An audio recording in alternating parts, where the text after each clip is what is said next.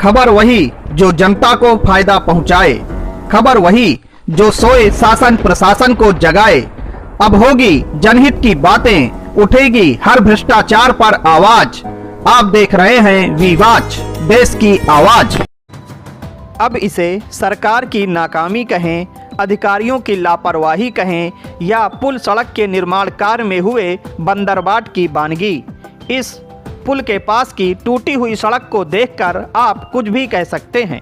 यह नज़ारा है शिवपुर जिले के गोरस मुरैना नेशनल हाईवे 552 का, जहां एक्सटेंशन के तहत गोरस और सिरोनी के बीच डोब के निकट पारम नदी पर आवागमन के लिए पुल बनाया गया था, जहां पुल की सड़क का एक हिस्सा शुक्रवार को सुबह अचानक भरभरा कर ढह गया, जिससे गोरस मुरैना हाईवे में आवागमन बंद हो गया।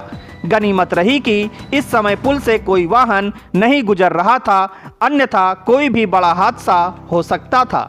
वहीं ना तो इस समय बारिश ही हो रही है और ना ही नदी में पानी आ रहा है। बावजूद इसके पुल का क्षतिग्रस्त होना अपने आप में सवाल खड़े कर रहा है। वहीं इस पूरे मामले में वरिष्ठ समाजसेवी और विधानसभा का चुनाव लड़ चुके रविंद्र कौशल ने कहा कि शिवपुर जिले में भ्रष्टाचार इन दिनों अपनी चरम सीमा पर चल रहा है, जहां हर निर्माण कार्य में जमकर भ्रष्टाचार हो रहा है। इस पुल के निर्माण में भी भ्रष्टाचार हुआ है।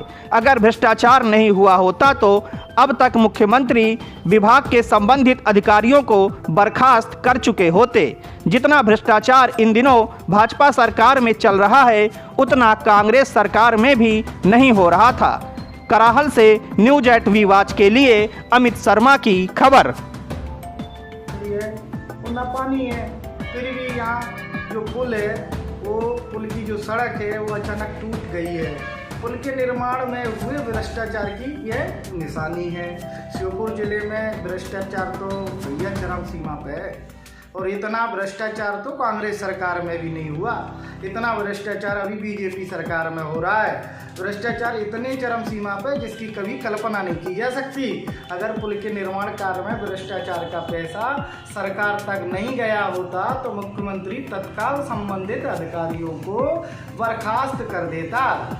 आपको ये भी पता होना चाहिए, अन्यथा एक ऐसा भी पुल नहीं है, एक यहाँ मानपुर वाला भी पुल रहा, तमाम ऐसे पुल रहे हैं जो इतने समय तक टूटे रहे, उनकी मरम्मत ही की गई है, परंतु निर्माण ढंग से अभी तक हुआ नहीं है। तो सरकार से मैं ये दरखास्त करना चाहूँगा कि ये जनता जो इतनी परेशान हो रही है उस पर विशेष ध्यान दिया जाए।